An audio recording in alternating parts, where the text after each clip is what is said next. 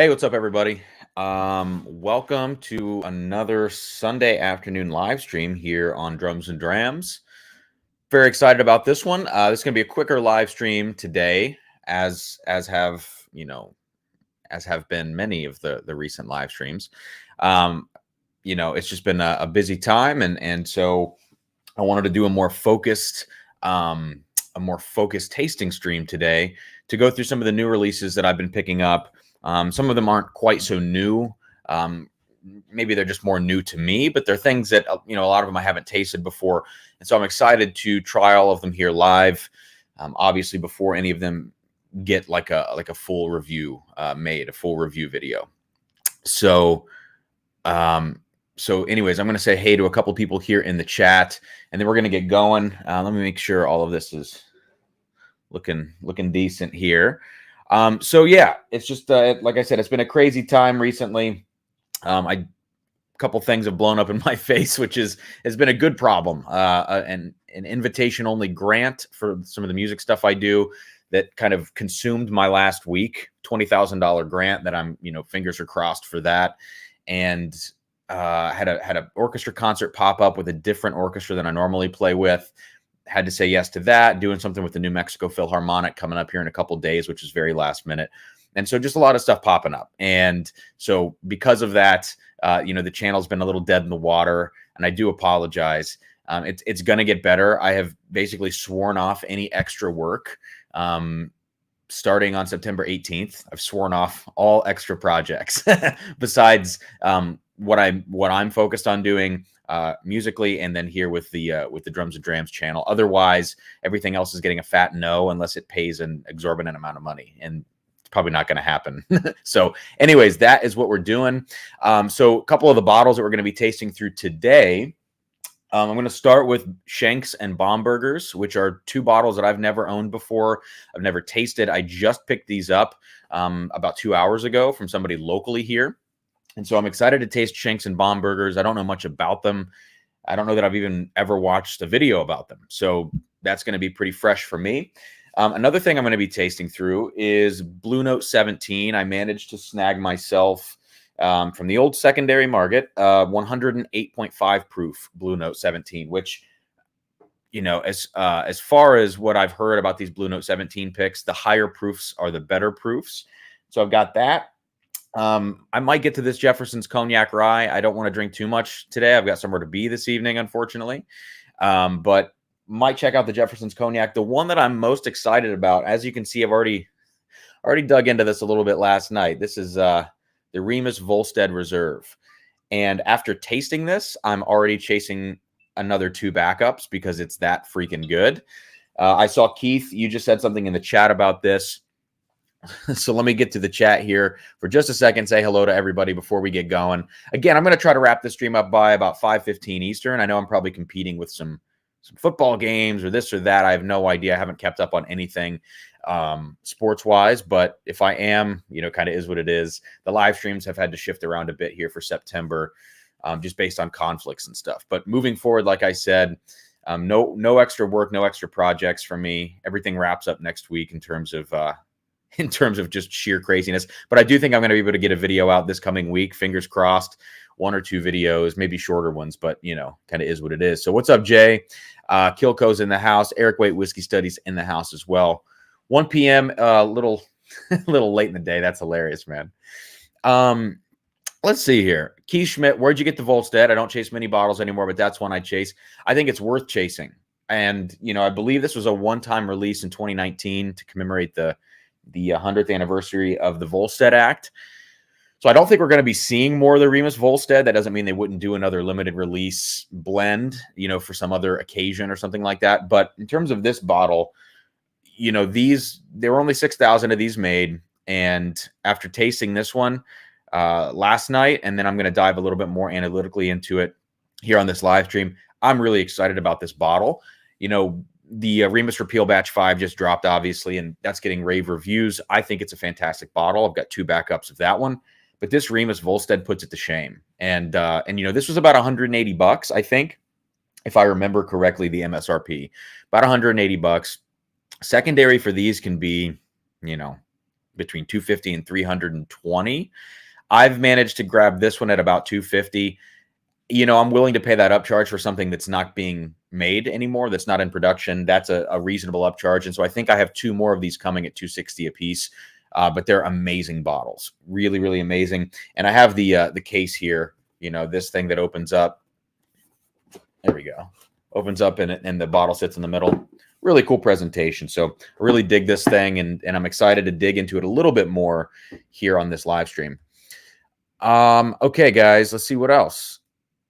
Jay says you froze out for a second. I am directly plugged in. Yeah, my internet's been a little sketchy here, and so maybe even the direct connection is being a bit sketchy.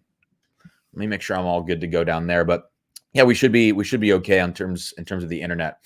What's up, Matt Porter? Good to see you, man. Speaking of the world's top whiskey taster, I don't think I made it into the regionals, guys. The interview process was interesting. It was 3 short little 60-second clips. Yeah. And, there wasn't a chance in those clips to be like, hey, I have a whiskey channel. I'm really into this thing, blah, blah, blah. Like the questions were very, I don't know, specific for these individual 1-minute responses. And it was timed. I mean, you only had a minute. And so I don't think a lot of personality came through in my thing, but apparently from what I've heard, they've already contacted all of the regional people that have gotten into those 5 different events and said that they're in. I haven't heard that I didn't get in, and I'm hoping they at least send a confirmation that says, hey, you're not in. But, speaking of the world's top whiskey taster, I am not going to be the world's top whiskey taster this year, I don't think. I don't even think I have a chance to even try. So that's okay. I am a little bummed about that. I will admit I'm a little bummed, but that's okay. What's up, Tom? Good to see you, man. Football and whiskey. It is a good Sunday, Alan. I wish I was watching football. I wish I had the capacity right now to get into some sports, but I'm just a big MMA guy, and that's what I watch on the weekends. The new, however you say that, at Polaris has a liquor store. 1792 foolproof.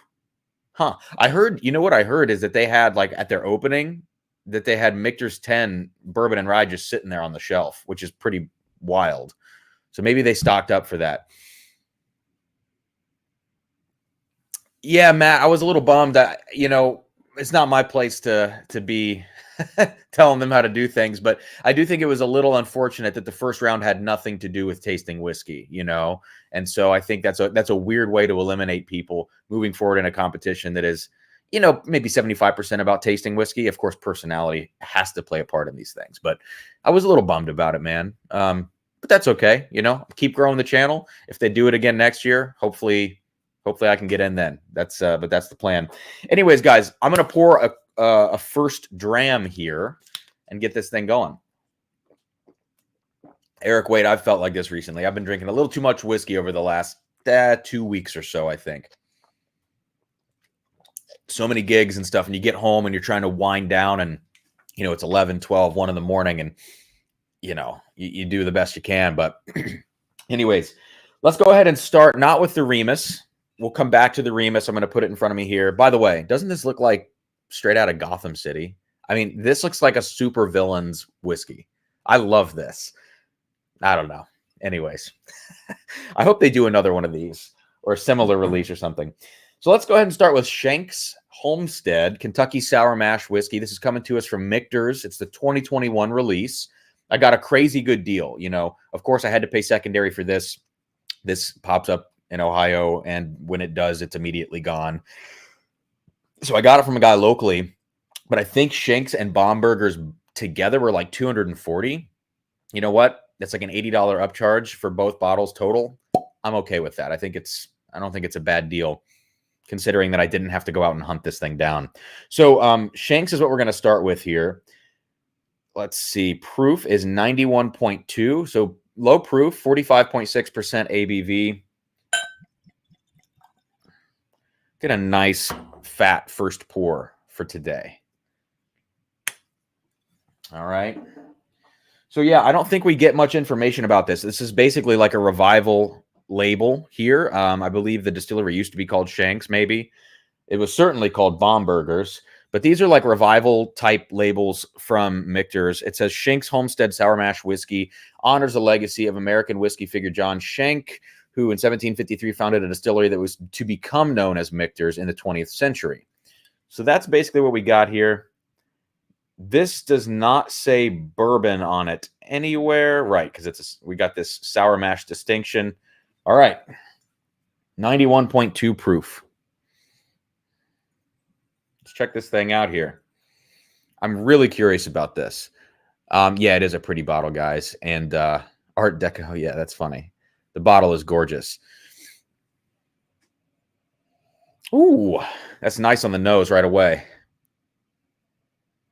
Yeah, it's got, you know, for the low proof that it has, 91.2, it's got some really like dense qualities to it, and it's got a nice bit of oak going on. Like the age is apparent here. I don't know what exactly the age is. I'd have to assume that maybe this is around 10 years old. Yeah, interesting. Some really there's almost like a cardboard note that encompasses everything here, and it's not in a bad way, not in a corked whiskey kind of way. But it's a little dry and a little brittle, full of flavor, nice baking spices. Like I would say here, this is kind of aromatic baking spices. You know, this is not your typical cinnamon, wild turkey, rare breed cinnamon spice. This is really in the realm of like those cloves and nutmegs, that kind of, like I said, aromatic spice. Yeah, some nice vanillas going on in here, you know, typical vanilla type notes. There's a little bit of a cocoa powder aspect to this. But yeah, tons of really nice oak qualities in here. The wood is very apparent. And I think the nose is going to open up here after I take my first sip. Obviously, this is the very first pour of this bottle. So, you know, some air is probably going to do this well also.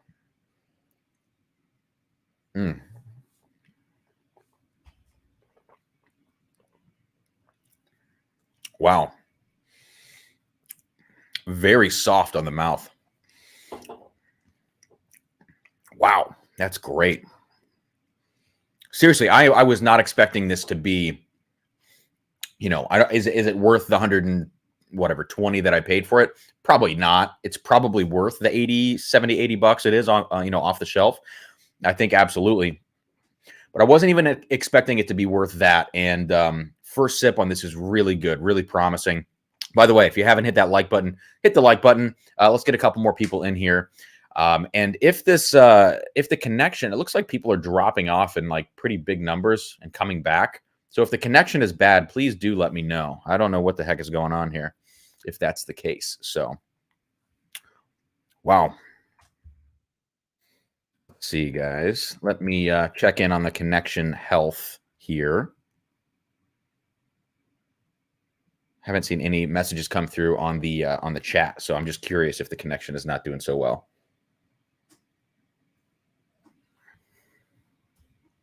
Looks good, says the world's top whiskey taster, and Lido says the chat might be the problem. Okay, interesting. Connection is fine. Great. All right. Good. Yeah, so coming back to this is just classic Kentucky bourbon notes done in a really, really well way. It's done very well, and also it drinks a little bit over its proof for me. 91, I'm really thinking I'm going to get something pretty watery here. This is not that. This is full and rich. It's got a really soft mouthfeel. I don't want to say that it's viscous, but I want to say that it's soft and creamy on the mouth, sort of like a Russell's 13. When it hits your palate, you're like, whoa, this is weird, you know, because it has this richness to the viscosity there, but it's not necessarily heavy. So it's just kind of a different mouthfeel here.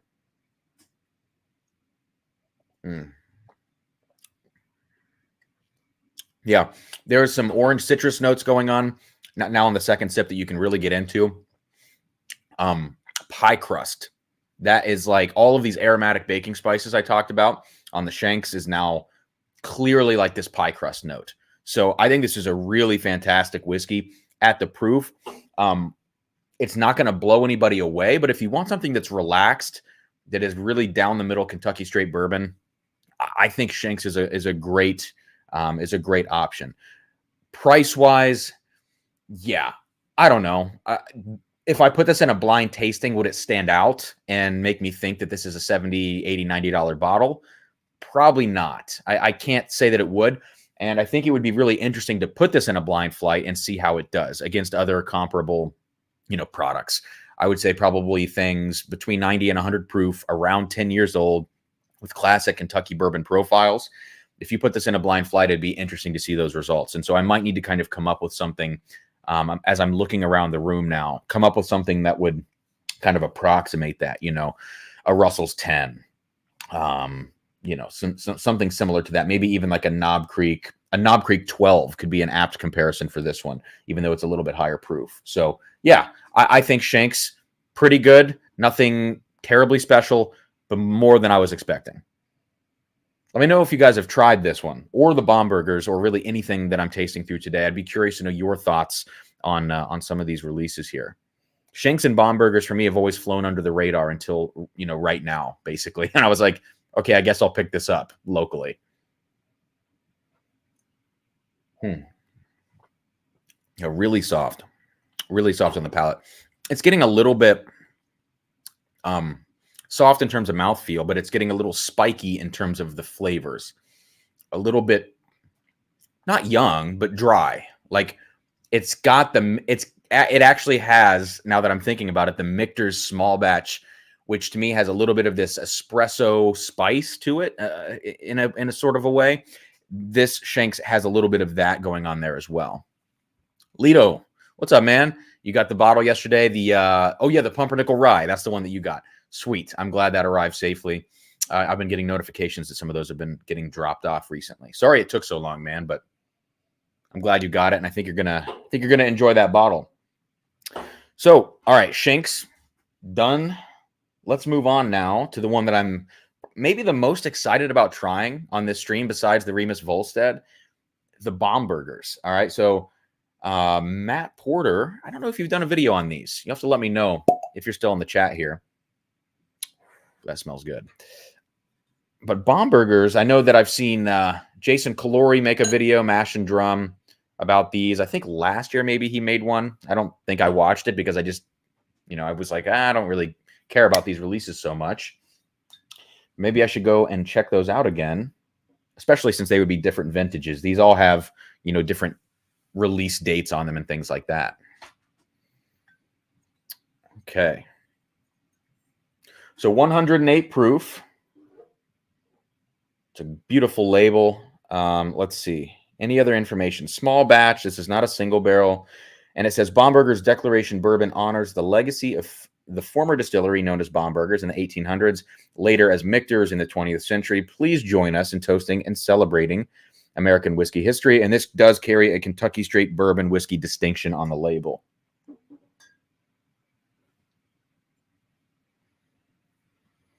I had the 2020 of both. Not sure if I reviewed them. Wasn't a big fan at first, but they have grown on me. Okay. All right. Yeah, and I also wonder like what the differences are between the different years, if they're significant or, pretty close. All right, so I'm going to smell Shanks very quickly. Yeah, I can. I'm as I smell that more and more, it's really starting to just resemble Michter's small batch. Like it was really full of promise at the beginning, and it's starting to get a little bit plain to me. And I would need to put that side by side to really be able to make that judgment call here. Now let's go to the Bombergers.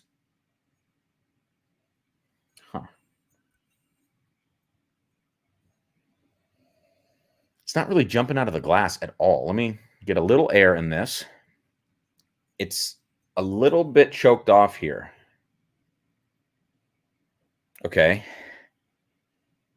So getting a good bit of ethanol here up front. Not necessarily a bad thing yet. Could be. I'm getting a ton of candied cherry on this. This almost smells like an Old Forester product to me. Yeah, really sweet.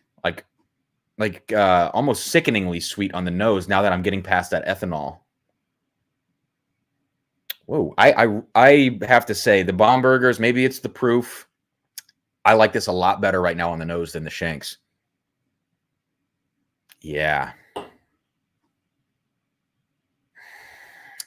Jay Wass says, will you pass on the 2021 Yellowstone LE since your disappointment? No. No, no, no. Okay, so I need to get a video of this made. I need to get a lot of videos made right now. But the Yellowstone 2021 is maybe my biggest surprise so far of the year. Like that bottle, I really enjoy it. The red wine finish they've done on that, the 15-year bourbon that they've blended in there with the 7-year at $100, because that's probably the cheapest you're going to find it since it's MSRP. I say pick it up. Pick up one. Don't get a backup unless you absolutely love it. In Ohio, it's 120 MSRP. That's steep. $100. I say go out and snag it. I am missing the ring. I was just doing a bunch of chores around the house, dishes in the trash, so I took my ring off. Jay is calling it out, man. Don't worry. We are still married. All right, I'm going to go in on the palate here for the Bombergers and then come back to the nose. I'm getting a lot of funky stuff on the nose, and I just want to make sure I'm dialed in first before I mention any of those notes. So cheers.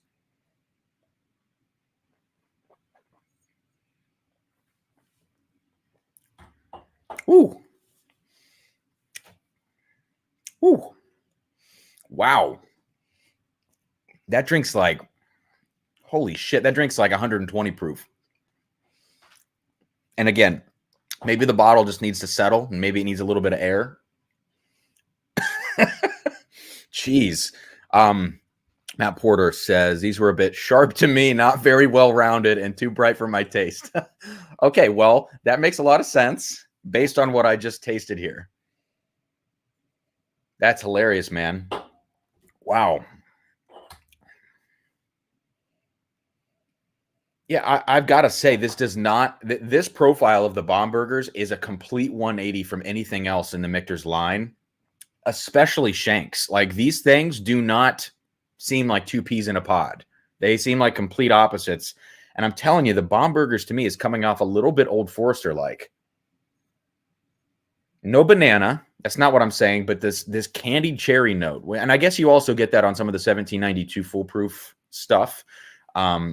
But man, this definitely has that cherry vibe. And a lot of ethanol. Second sip is much more manageable. But Matt, you're right. These are, well, I would say maybe the Bombergers is a little bit brighter than the Shanks. Shanks is a lower proof. Seems like it's got a lot more oak presence in it, like traditional baking spice, traditional Kentucky notes. Whereas this Bombergers is definitely feeling very bright to me. There is an underlying oak character to the Bombergers, but it's a sweet oak. It's more in line, again, with Old Forester type stuff, as opposed to the Shanks, which feels like a little bit of that Rickhouse funk, sort of that wet, sour oak thing that you get on like Knob Creek 12, some things like that. That's what I'm tending to get here on the Shanks. Yeah. I don't know. These are not my favorite. Damn, that sucks. There goes a little too much money for some things that are just okay. Oh, Matt tried a peated rye the other day. I have not been on Whiskey Tube, guys. I haven't been engaged at all, so I wish I knew what that was.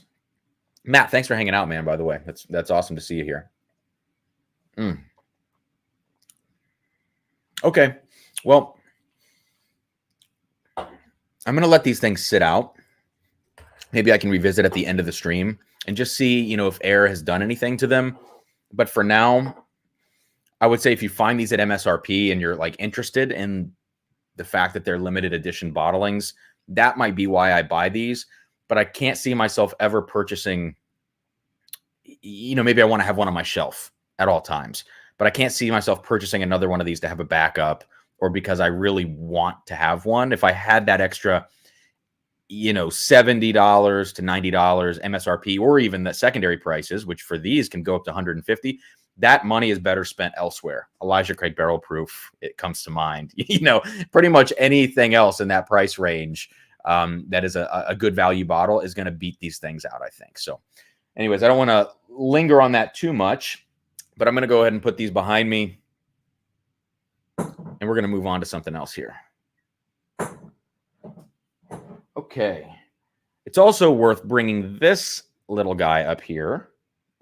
I definitely want to get to him on this stream. This is Stagg Junior Batch 16.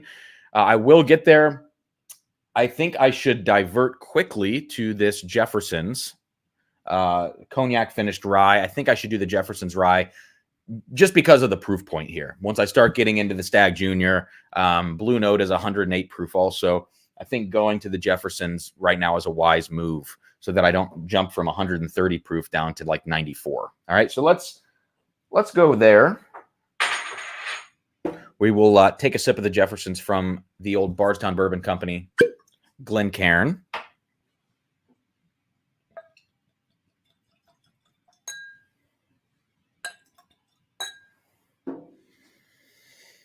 Buzzard's Roost peated rye. What did you think of it, Matt? Did you like it? I feel like peat in American whiskeys like just doesn't agree with me typically. Although the very small amount of peated malt or whatever that was inside of the Chattanooga bottled and bond, I thought that actually helped it, but I'm sure it was a very small amount. Yeah, Eric Waite says the biggest problem is finding room for new bottles. I'm with you, man. I have now fully exhausted both shelves in this room. Each shelf holds, let me think about this, 160 bottles. So that's 320. I've got probably back there behind me another 35. And then the basement now has like 48 bottles. So I don't have anywhere to store these either. I want to make a new room for drums and drams. I want to like build a studio out, but I just don't have room in this house to do it. We've kind of taken up every bit of space that we have. And so until we move, I think I'm just going to be kind of making do with what I have. All right. So this Jefferson's Cognac Finished Rye has been out for quite a while at this point. The price tag scared me away. It's like $70 MSRP for a 94 proof thing from Jefferson's that is maybe the least transparent product that you're ever going to find. Like Jefferson's doesn't tell you anything about what it actually is. Doesn't tell you the finishing time and the cognac casks. You just don't get really any information here. At least I don't think. Let me look. No, it just says for an extended period of time. And then it gives you like tasting notes and a description. But that's all you get here. And so I've never bought this thing. Finally decided to pull the trigger here. And first impression on the nose, I actually really like this. This is sort of a funkier rye to me for some reason. I'm actually getting a little bit of dill, a little bit of spearmint, but I'm getting some aged cheese from the Jefferson's rye that, I feel like I was getting this from the Frey Ranch rye. And I don't know that I think I've already talked about the aged cheese note on this, but I don't know if I tasted this on the last live stream. I don't think I did. If I did, I apologize, but I wanted to come back to it here because it does interest me. Yeah, and you're getting a lot of like apricot on the nose here, and that's got to be from the cognac finish. But definitely the rye spice has been mellowed out. 94 proof, it's not going to be too strong anyways. But I really like the nose on this. Yeah, let's go in for a sip.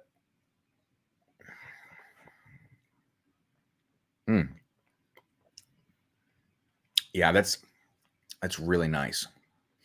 Very easy to drink, but not necessarily in a watery way. The spice keeps this thing interesting enough at the proof point. There's a Scotch quality to this. There's a maltiness.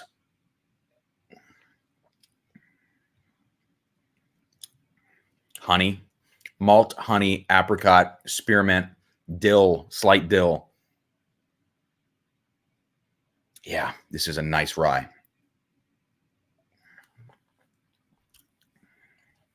Lido, yesterday I got a sample of the Andalusia Striker cast strength PX sherry finish. Really, I've never heard of that. But cast strength and PX sherry, you got me sold on that. What is that? What kind of what style of whiskey is that? Is it a single malt? Wow. Okay. I don't need to dig too far into this because I don't think this rye is necessarily meant to be analyzed too closely. I think this is straightforward. I think it's a great variation on the theme of rye whiskeys. And let's see, double barreled for at least 9 months and up to 19 months. Oh, so the website gives you some info. That's nice. Okay. Yeah, because there's nothing on the bottle. That's a nice finishing time for this. You know, I think with that amount of finish, they're using casks that are not too wet, probably, and they're also probably not using old cognac casks. This is probably very young stuff that was in those casks. And I say that because the finish hasn't blown the rye whiskey out. You know, I have a couple of cognac finished things up here.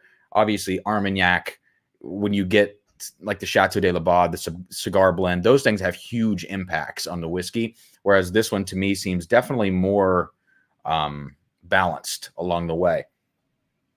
And I would also say, speaking of like young cognac and young Armagnac finishing, or at least what I'm assuming is them using young barrels, the Yellowstone 2020 edition, which is 101 proof, 7 years old, finished in an Armagnac cask, I think that is a $100 bottle, and this is a $70 bottle, and I would take this over the Yellowstone 2020 any day. So I think this is a better example of, you know, using an American whiskey, in this case a rye, and finishing that in a presumably young, not too wet cognac cask, right? Lido, it's a single malt, so Andalusia is in Texas. All right, interesting. Man, Lido, I feel like you have a bunch of like Texas single malts and stuff like that. I feel like you have a bunch of those sort of craft things that are going on, which is awesome. I'd love to, you know, I have some stuff from you I still need to try, actually, some samples. So let me know how that thing is. All right, let's put that away. And let's move on to the 3 big events here for this tasting. I'm also trying not to, again, like I said, get too tipsy today. I have to go somewhere and meet somebody tonight at 7. But let's go ahead and move on now. Let's go to the Remus Volstead Reserve first. No. Let's go to Blue Note 17 first. Let's get the George Dickel out of the way. How about that? Although, you can see I've already had a couple pours of this. So far, I'm pleasantly surprised by this Blue Note 17. Yeah, right off the neck of the bottle here, you do get some Dickel minerality. Yeah, it's like it's all very concentrated here at the neck of the bottle. And you're getting that chalkiness. You're getting almost a chemical element to it, a slight nuttiness. All of the sharper things we don't like about Dickel, at least most of us, I'm getting that off the neck of the bottle. But let's go ahead and go to a full pour here. Let's give it some air. Because for me, this thing, in the last 2 sips that I've had, it's really evolved when you get it out of the bottle and you get it into the glass. Lido, the proof on my Blue Note 17 is 108. So, or I think 108.5. Yeah, 108.5. I don't have any other information about it. Again, this is a secondary pickup, unfortunately. I don't think Ohio saw any of the Blue Note 17 stuff. So I know a lot of the picks floating around there in the low 90s. You know, if I was going to get one of these, I wanted to really try to get the highest quality one I could for the money. And so this 108 proof is what I ended up with. Okay, so the minute you get this out of the bottle and into the glass, I would say 95% of any minerality that's like that I got off the neck of this or you would normally associate with a George Dickel product is gone. This straight out of the glass just smells really nice. It's still there a bit, and you do have to get past it. But I'm telling you, for those of you out there who hate George Dickel, even the 15-year single barrels, for me, they had too much. I even had a high proof one of those. Not good. This Blue Note 17 is in a different league. Yeah, really heavy. This is just so full of flavor here at 17 years old. I'm getting an unbelievable amount of vanilla cream on this. Vanilla ice cream. Thank you, Cheech. Appreciate it, man. Good to see you. So you get a ton of vanilla ice cream here, but there's just a really rich fruitiness in the glass. Yeah, Tons of dark cherry, tons of like really rich orange, if that makes sense. But through and through, this is a dessert whiskey. This Blue Note 17 is, it's just like every kind of dessert packed into a glass. It's like vanilla ice cream type desserts, fruity desserts, you know, dark fruit, berries, cherries, and then it's also like chocolatey, toasty desserts. All of that is in this glass. It is 100% a dessert whiskey. But every time I come back to the glass, the first sniff is always a hint of Dickel minerality. And then the second sniff when I come back to it is like that goes away and you get into more of the flavors. So there's the minerality. And then you get past it and it's all dessert. So I don't know. I think it's still going to be divisive. You know, I think a lot of people have already done reviews of this thing and a lot of people really like it. I'm not in love with it. If you could eliminate that minerality, the other flavors in here are incredible on the nose. So let's go to the palate now. Cheers.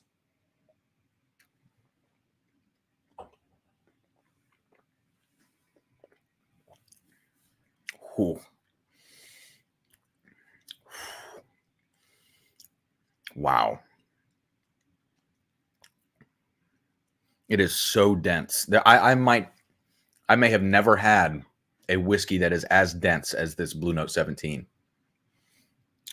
It feels like the consistency of like molasses or like taffy or something like that. You know, it feels that's what the viscosity of this to me feels like. It reminds me of something that is just unbelievably thick. Wow. A little smoky element on the back end, a ton of barrel char influence here at 17 years. And also with that Tennessee profile that we know as being, you know, a little bit more brawny, a little more heavy in your face. This has all of those elements combined again with these very sweet dessert-like qualities.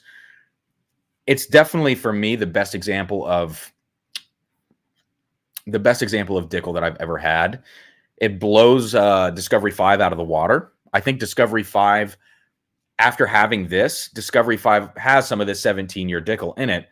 It's just struggling to be something that it's not. You know, when you combine Dickel like that with some of these other things, I think they were trying to go in too many different directions, whereas this is like through and through the best version of George Dickel that you could get in these single barrel presentations.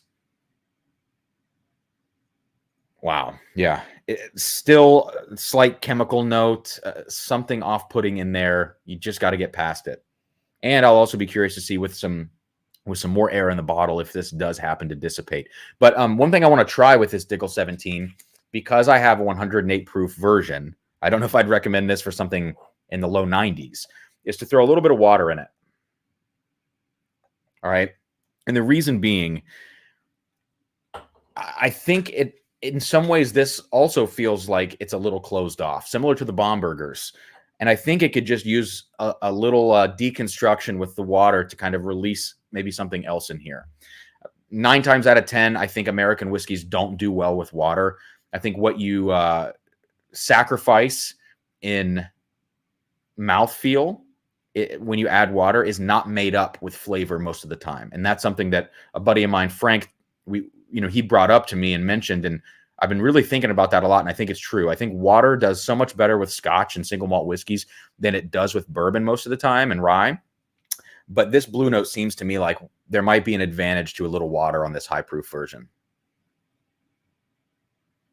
Yeah, and I think on the nose here, it lightened up a little bit, like some of the heavy Tennessee elements in here lightened up. I think it kind of mellowed out the mineral qualities of this a little bit, and it's bringing forward even more sweetness now from those dessert notes that I talked about.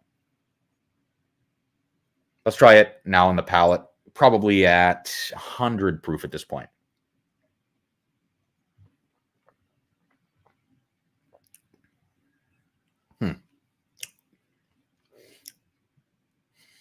Yeah, maybe. Maybe that's too much water, or maybe this doesn't need water similar to other American whiskeys. But That definitely made it a little bit sweeter. The palate actually brought out some more of the mineral qualities, whereas on the nose, it seemed like it died down. So that's a kind of a weird dichotomy there. Yeah, I don't know. I would say if you guys find Blue Note 17, obviously you want to go probably for the highest proof you can. It's going to give you a little more control over the whiskey if you do water it down or put it over ice. If you do find one of these at MSRP, I think it's a pretty easy pickup. Even if you don't like Dickel, I think it's a worthy investment. You know, it's actually helping me appreciate the Dickel profile a little bit more. When I try this and then I go to my Dickel 15-year single barrel, it's helping me to like get past that weird quality in there. And so I think most of the time we do kind of need, when it comes to flavors, when it comes to anything, first time eating sushi, first time eating, you know, something weird that you've never had before, you kind of need training wheels to get into it. And maybe Dickel, maybe you can actually use this as training wheels to kind of appreciate that profile more. I don't know. It's just an idea. So I'm glad I have this bottle. I won't be seeking out a backup, but you know, I'm sure this is going to last me quite a while because it's going to be certainly a special occasion pour, even if it's not the best occasion in my life. I think this is meant for a certain mood. And so I think that's why it's a good bottle to have. But I know some people are in love with it. You know, Fred Minnick, I about shit his pants over this stuff. Jason, Mash and Drum, loved it as well. And a lot of people online, people are paying exorbitant secondary prices for these high proof Blue Note 17s, $500 sometimes. So it's pretty crazy. Okay. Last two of the day. Let's go on now to Remus Volstead Reserve. So far, Shanks and Bombergers to me have been so-so. We'll come back to those at the end. Special occasions like going to the dentist. That's hilarious. Yeah, I don't know. I'm trying to think of like when I would break open that Blue Note 17. It would need to be in a situation like it wouldn't be like a gentle environment. Does that make sense? Like it would be in a setting where I'm either around like quite a few people or there's a lot going on, you know, definitely in the winter. Like the Blue Note 17 to me is a winter whiskey. I probably won't go back to that for a number of months at this point, just because it's so freaking dense. Yeah. Okay. I've got 2 glasses left and 2 whiskeys left. So that's a good ratio. I also nearly gave my Dickel 15 away. I was like trying to sell my open locally here, like local secondary for like $30 and nobody wanted it. And it's like I said, it's a high proof one. I think it's like definitely over 100 proof. But I decided to hang on to it. You know, I think I probably could have just given it away, but I decided to hang on to it once I got the Blue Note because I just wanted to see again if I could kind of compare the level of Dickelness in those. And it's not even close. The 17 is much less. What's up, Aiden? At a brewery, that sounds like a lot of fun, man. What is going on? Going to the proctologist. All right. When and how did you get the Volstead, says Tom. Tom, I got it on secondary. $260 was what I paid for this. And I think in Ohio, it's a $200 bottle when it was here. So after Ohio tax, that's going to be, let me think. It's $375. So after tax, it's going to be like $215, I think, just about. And so to pay $260 on secondary didn't feel too much like I was getting robbed. Because I see these go for $320 sometimes, I was okay with paying that. And then I'm going to snag a couple more at that price because I think it really is that good for me. I also picked up a Wild Turkey Cornerstone Rye at the same time. So kind of combining shipping on those made a little bit more sense. It was a flat rate shipping thing. So those are the 2 bottles that I picked up. I'm not going to taste the Cornerstone Rye today. I like it. You know, I need more time with it. I think it's a really interesting rye, and trying to pick it apart here live wouldn't have been good because I would have went down a million rabbit holes. I need to just spend some time with that. Yeah, Tom, and I don't think they're coming back, man. So if I were you, if you're interested in the Volstead, you'll probably have to go secondary. I think I've seen one on a shelf out of state at some point, and I think it was marked up to like 300. So not great odds, probably 2 years later, of finding one of the 6,000 bottles sitting at 180 or something like that. Let me go ahead and get this poured here. The cap, this is like an old Discovery cap from Bardstown. It sucks to say that. It sucks that they changed those caps. It's like that. It's like a Glenmorangie Signet cap. This thing weighs a lot, okay? So I dig that. And again, the Gotham City supervillain bottle. Also dig that. Volstead Reserve. This is a bottled and bond 14-year whiskey from MGP. It's their own bottling. This is bottle 280 out of 6,000. So, yeah, I don't think there's anything else to say because it's bottled and bond, 14 years, 100 proof. Yeah, good stuff. Really great color on this whiskey. Looks like it's going to be tasty. Yeah. And right away, you're just getting all age here. I mean, you can tell this thing is 14 years old. I'm going to just have a sip. I'm going to come back to the nose after I have a sip.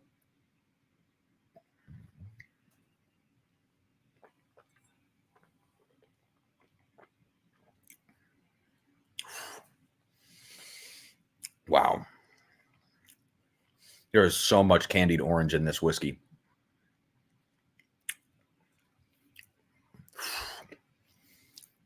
There is, oh my God, man.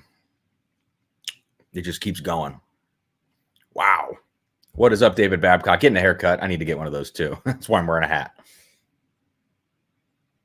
Wow. Okay. So this definitely has classic MGP notes, right? Candied orange, all that black pepper you know from MGP. A little bit of this sort of syrupy quality to it, like maple syrup. Funky oak, a little green rye.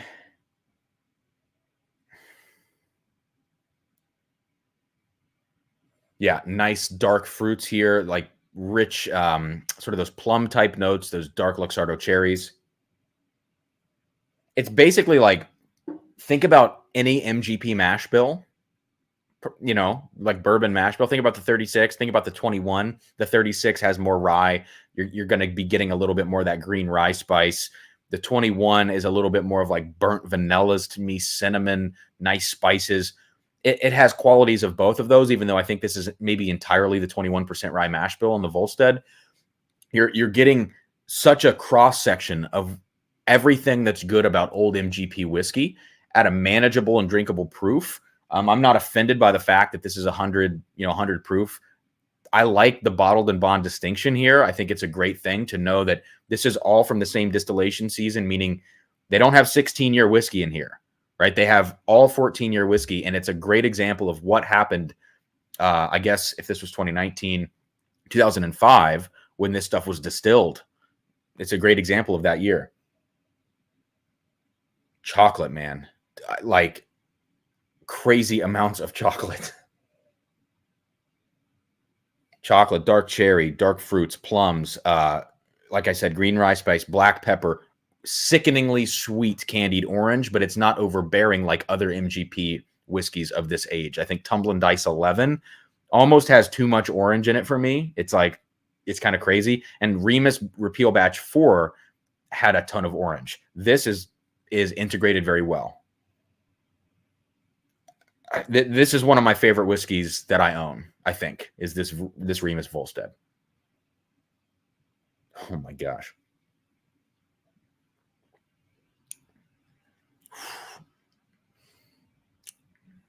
I love it. Yes, you could complain about the proof. You could say, oh, I want it at 110. I want it at 115. Whatever cast strength would be for this. I don't know. I think it's beautiful, man. Beautiful at 100.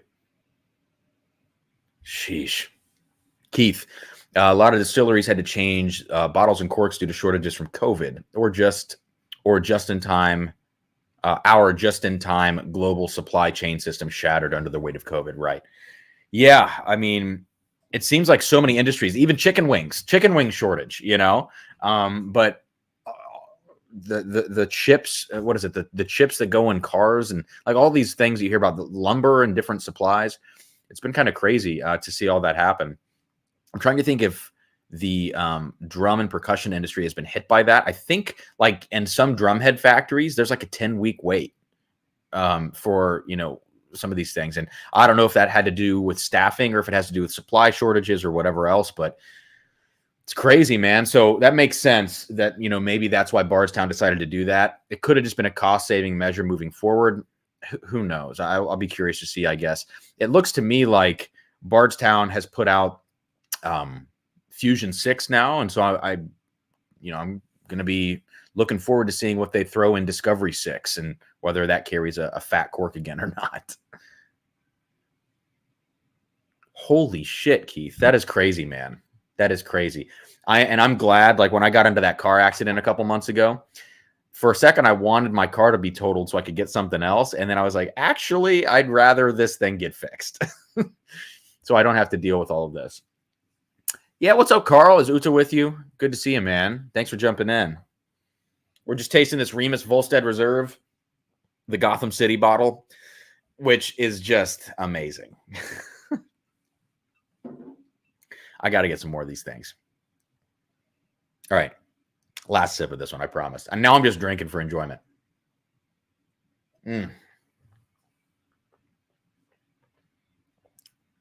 Oh, my God, dude. I need to put that Volstead next to the Remus Repeal Batch 5, which I think is my favorite Remus Repeal. Maybe 3 is better on a different day, but I think most of the time Batch 5 wins out for me. I need to put this Volstead next to that and see how these things compare. But right now, wow. Okay, Carl. Gotcha. Getting off work on a Sunday. Yeah. Oh, I feel it though. Every day for me is a work day at this point. Freelancing is like, you know, so hard to find a balance between work and life. And I've been doing so much better about it, but that just means that I haven't been able to do as much. You know, I've been short on time because I'm limiting how much time I work. And then it's like, well, I don't get everything done that I want, which is all self-imposed anyways. But, you know. Oh, wow. Interesting, Jake. Interesting. Help me get my lease bought out super cheap. Give me an offer $3,000 cheaper. Just keep me on their books. Huh. Carl, and for mowing the lawn. It is hot out there today. And I know you're south of us, but it is definitely hot out today. And that's why I did not mow the lawn. I need to mow the lawn, and I haven't done it yet. Okay, guys. Last one in this marathon tasting here. I've done pretty well on time. 4:55. Not so bad. So still under an hour. We're going to taste this Stagg Junior Batch 16. I don't think I'm going to do any comparisons now because I'll get slammered if I start doing that. So I'll just give you my opinions on this. I think I've had like the most minuscule pour out of this bottle, and I don't remember anything about it. All right. So we're going to see how this thing does. I haven't watched any reviews about this yet, so I don't have any preconceptions. So let's see. Stagg Batch 16 at 130.9 proof. That's 65.45% ABV. Got to coat the glass with this bad boy. I keep finding that coating the glass really makes a difference when I start nosing something. Like if I do not coat the glass like this, I just don't get as much on the nose until after I've had my first sip. And then it's kind of in my system and I can smell it a little bit better. But if I do coat the glass, I find that it's much easier right away to start nosing this. Yeah, right there it is, you know. Ooh. I think I like this. I think I like this batch. Not that I've had a Stagg Junior batch that's made me go ooh, but this one is pretty transparent for me. Like I get that there are a couple qualities that I think differing Stagg Junior batches have in differing amounts. One is going to be sort of traditional Buffalo Trace grape and cherry, sweet grape, sweet cherry. Right? Those are like the main flavor components in there. Yeah, dark flavor components that are in there. And those vary from batch to batch. Batch 12 has a ton of that. And I think that's why batch 12 is so expensive on secondary, is because of the dark fruits in there. And there's a number of reasons, but I think that's one main one. So that's one flavor profile, is the dark sweet fruits, candied dark sweet fruits. Now, another component to a lot of Stagg Juniors for me is whether or not it has like a good honey quality. And when you get the Buffalo Trace honey turned up to this proof, about 130, it turns from honey into more of a molasses type flavor. And, you know, I kind of look for that. I look to see what is the ratio of honey to molasses? Like how has that transition been made here at this proof? And does it integrate well into the bourbon? I think this, to me, actually has a distinct honey quality. Like there is the molasses, but it also shows signs of the brighter honey notes. And I like that in this. Now, to go along with that, there's actually some young grain in here too. There is some distinct corn grain. I think Stagg Junior is rumored to be between 7 and 9 years old. Yeah, and so at that age, you're still going to be getting some corn grain, especially from this Buffalo Trace mash, which has that lighter, grainier profile anyways. So I'm covering a lot of bases here. I'm getting sweet oak, sweet dark fruits, candied fruits at a really good level. I think that's the basis of this batch.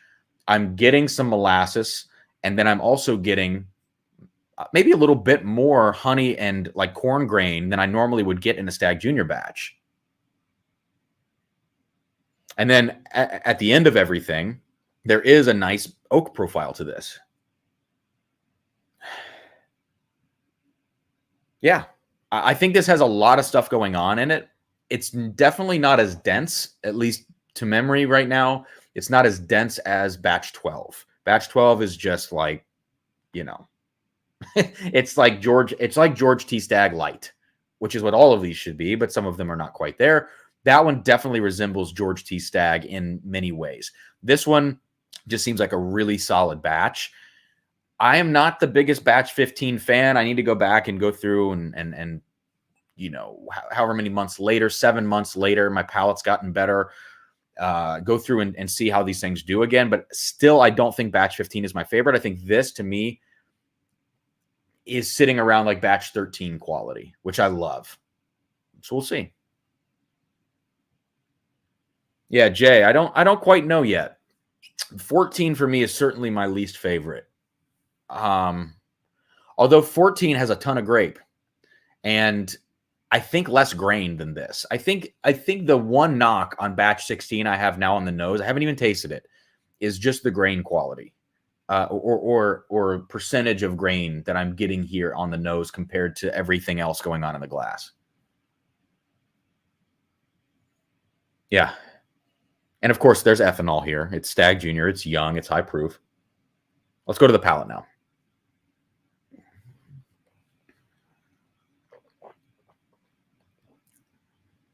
Oh, it might be. I was afraid this was going to be too hot. I don't think it is. I think it verges on, I mean, what Stagg Junior doesn't verge on almost too hot, you know? Ooh, mid palate. As this thing goes from mid palate, back palate, you know, kind of into the finish, on the back end of everything is where this thing shines. Up front, little spicy, little young, little ethanol, grain, but mid palate as it moves back, it gets really, really rich, really thick. All sweetness, all sweet fruit, dark fruit, sweet oak. Yeah, I like that a lot.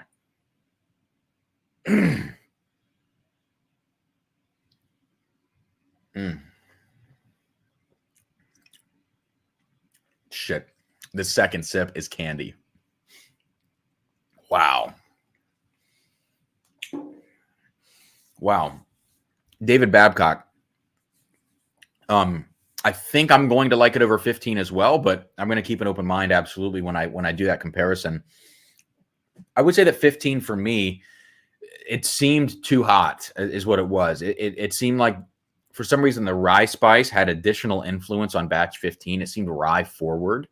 Never had any earlier batch.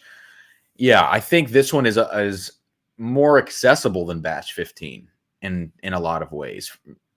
I don't know, in terms of flavor at least. Maybe people want the intensity of that proof or something, but I don't know. Because I think batch 15 drinks over its proof is what I'm saying. I think it drinks closer to 135, 138 as opposed to 131.1. Sherry, what's up? At the bar watching the Fins, hopefully beat the Patriots. Oh my. Well, good to see you, Sherry. I haven't kept up on anything. All I know is Ohio State got beat yesterday, and so, that sucks. Even though we're not the biggest Ohio State people. Oh, Lito, sorry I missed this, man. I blended equal parts of 9, 12, and 14 samples and liked it much better than each one individually.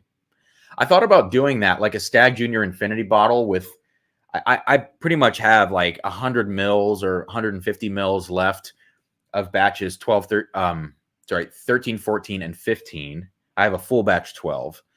I thought about doing that, but I was like, I really want them to do comparisons with when I get new batches. I want to know how these things stack up and be able to speak to that. But I need to kind of refill those bottles. I just don't want to pay 200 secondary for each one of those to get new ones. So I think what I might do locally is try to find people that are selling some open Stagg Juniors half full for like $100 and refill my bottles by purchasing those instead. Yeah, Sherry, me too. I didn't watch the game. That was yesterday. I don't even remember what time. I think Sarah and I were busy. We had we just had a weird day yesterday. Sarah and I needed a break from everything. So we lounged around, which we never do. She's working always. She's got some side projects she's working on. I'm always doing stuff. Friday was a crazy day for us. I thought I had till midnight on Friday to finish this grant application. I had a lot of stuff written out, and I just needed to put a lot of the pieces together and finalize some stuff. And I got an email that morning on Friday that was like, hey, the grant's actually due at 5 p.m. And this is an unrestricted $20,000 cash grant for local artists here in Columbus, Ohio. And they're picking 2 of us. And it was by nomination only. So I think the pool is a pretty small pool. I got to fill this grant out. And so all the stuff I was going to do yesterday or on Friday before 5 p.m., all that got pushed because I was like, I got to get this damn thing done. So I did that grant. I had to hire 30 people that day for this this project for this local nonprofit, and I had a concert that night. So Friday was so crazy, and when we woke up Saturday, we were like, we're just gonna veg out all day. So yesterday we watched we started a new TV show. We watched some movies. We just ordered Grubhub. You know what I mean? We needed to hang out. Sarah's out playing a soccer game right now, so I wanted to go see her today, but I didn't realize she gets her schedule right before the games start, I think, or a couple days in advance. And I already had this live stream on the books, or I would be at her soccer game, which I need to go see. So, anyways, back to Stagg Junior Batch 16. I dig it. I think I really like this. And this batch has a lot of brown sugar as well. Especially after the first couple of sips, go back to the nose. Yeah, brown sugar for days. This batch, I don't know. I don't know if it could compete with batch 12. Let me grab batch 12. I don't have a clean glass, so I'm just going to finish this. Or maybe not. Maybe I'll make a clean glass. All right.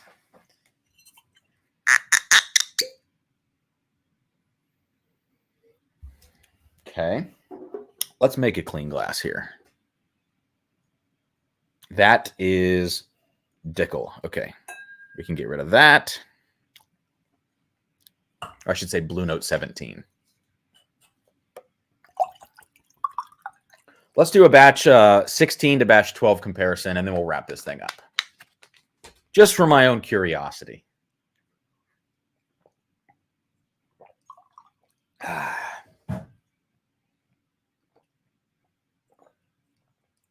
Rinse this thing out nice and good. Okay.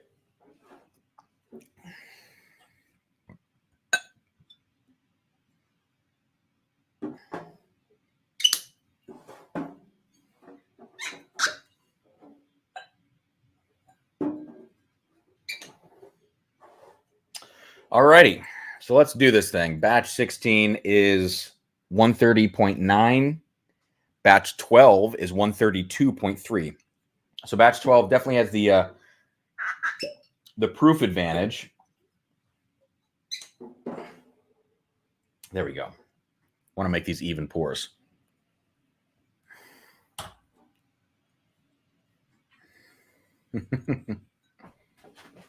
Let's get the focus back. Okay.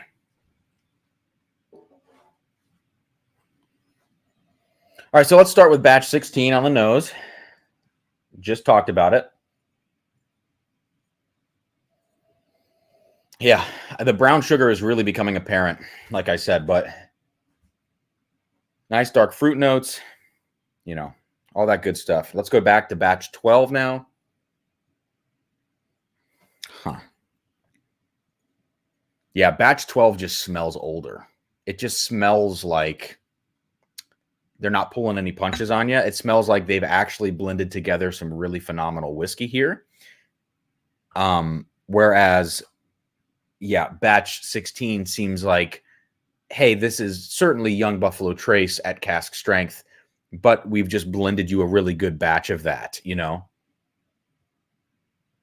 Yeah, I think the noticeable thing is the honey sweetness and the corn grain in batch 16 that is standing out as being maybe a little bit young on the nose as compared to batch 12. Yeah, this batch 12, it's dark. It's just dark on the nose. So let's because of that, let's start this, you know, the sip comparison here with batch 16.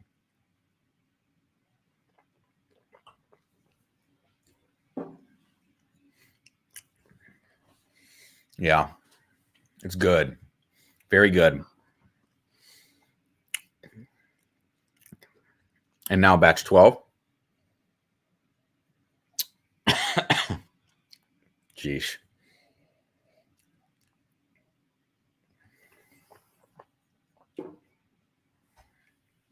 All right. So there's a reason people love batch 12. That would be it. But what I think Stagg Junior batch 16 is going to do with those, with those grain notes and that honey quality is really attract people that like Buffalo Trace and like the graininess of that and the sweetness and the honey. I think it's going to be a nice stepping stone to Stagg Junior for them to drink batch 16 before they ever drink a batch 12 or something like that, which, or like batch 15, which I think is a hot batch. I think that's going to be hard to go from Buffalo Trace to that, whereas you could take somebody from something like Buffalo Trace to batch 16 more easily because I think the notes are more related to each other on the palate. Yeah, and Carl, I've never had anything before batch 12 besides some samples in Blind Flights, and I think I've had batch 6 from Amy Bohm. I don't know about batch 9. I feel like maybe along the way I've had a batch 9, but I'm just not certain. I love Stagg Junior. I mean, yeah, I think it's phenomenal. Like if I could find this stuff at 50 or 60 bucks, I'd buy like 2 cases of it, you know, because I think it's worth it. But at the current secondary price, it's just untenable to try to purchase these things.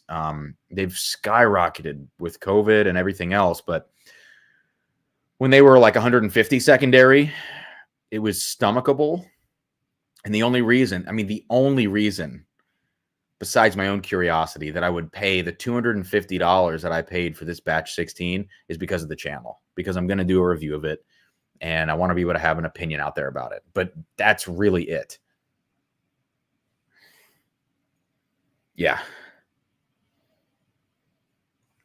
That's just that's really the difference here though, is that batch 16 has a little bit of those younger notes going on in there. But I think the sweetness and the dark fruit characters in that are so good. So I think it's a great batch. I really do. And I'm going to be curious to put it in like a blind flight of the other Stagg Juniors and do that. So, okay, guys, Before you go, if you don't mind hitting that like button, it's about 5:12 at this point. I have a lot to do in the next hour and 15. I got a car full of percussion gear from the concert on Friday night. I still haven't unloaded anything. Looks like a clown car right now because everything is stacked on top of each other. I can't believe I fit everything in there. So I got to carry all that in. And, you know, what do I got to do? Dishes, take the trash out, the whole thing, get a shower, and then I got to be somewhere by 7. So that's the plan. Got an hour and 15. I think I can get it all done. But that's it. Carl, a local store sells Stagg for 160. I imagine they have the current batch, if anything. I mean, frankly, that's the best price you're going to find unless you get lucky and or know a store owner who's going to hook you up at MSRP. Otherwise, you're going to, for the new batch, shell out between $225 and $250 for it, which sucks, you know? And so I think one thing that I'm thinking about, like with this Blue Run Rye that just dropped on Seal Box, it's like I bought 2 Blue Run Ryes. That second one could end up being a backup for me if I really love it. I have so many bottles now. Like I only get backups of things at this point that I know are really, really special, like the Remus Volstead or something like that.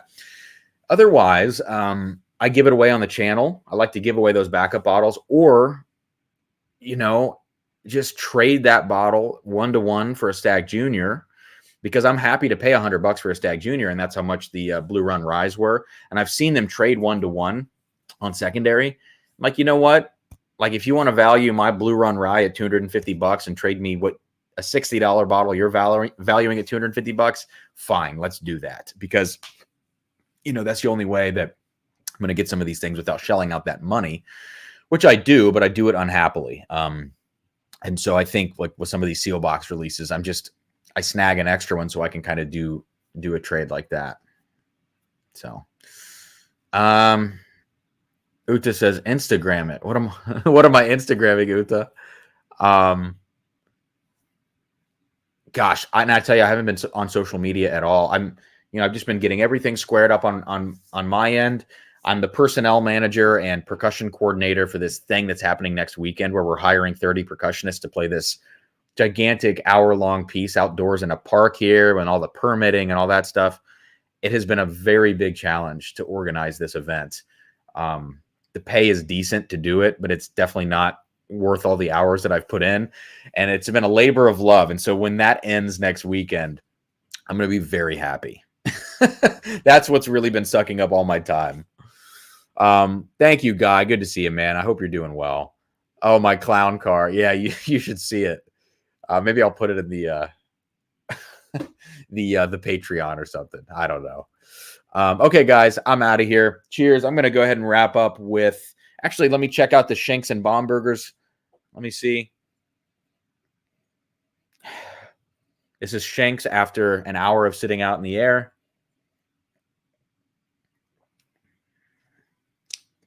Okay. That is now, after the Stagg Junior, very uneventful. It just smells like a combination of Michter's Small Batch and Michter's Sour Mash at this point, with a little more age added in. And then off to the Bombergers. Telling you, this smells like Old Forester. It smells like 1920, slightly watered down.